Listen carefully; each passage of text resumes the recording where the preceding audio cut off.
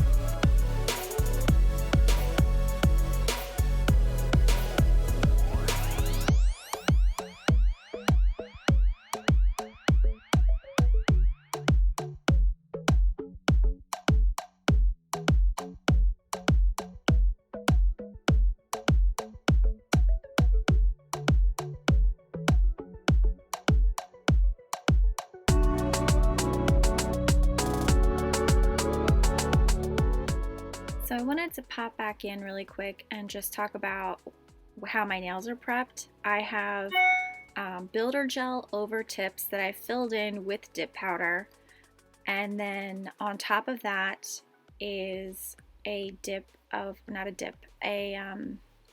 clear gel polish. So I use the Vividip's clear gel polish, the top coat, and then on top of that is Vividip peel base.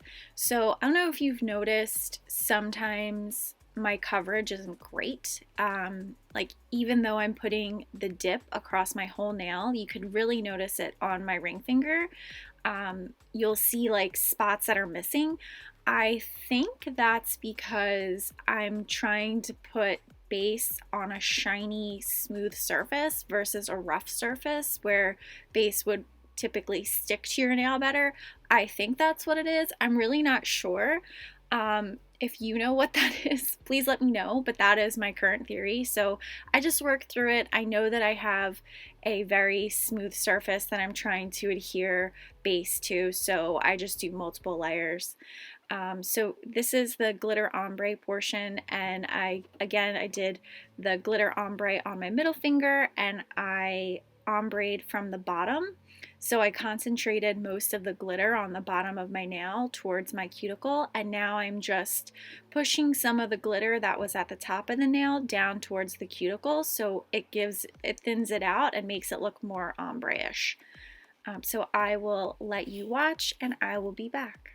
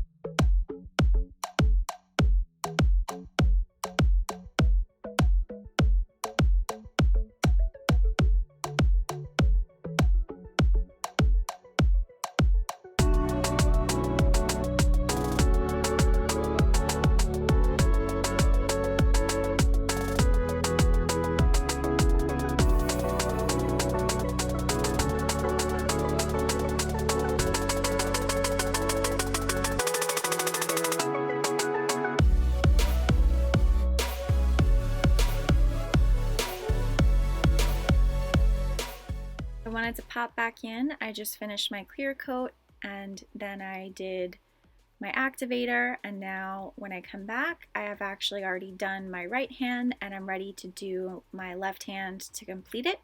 I filed and buffed off camera, and now I am putting my peppermint stamp on my stamper. I go out of frame when I actually take the parts of the stamp off that I don't want. So I picked up more than I wanted. I just want the peppermint part, and so then I accidentally go out of camera when I take off the rest of it. So here I am putting my sticky peel base, my handy dandy sticky peel base on my ring finger so I can then place the peppermint on my ring finger.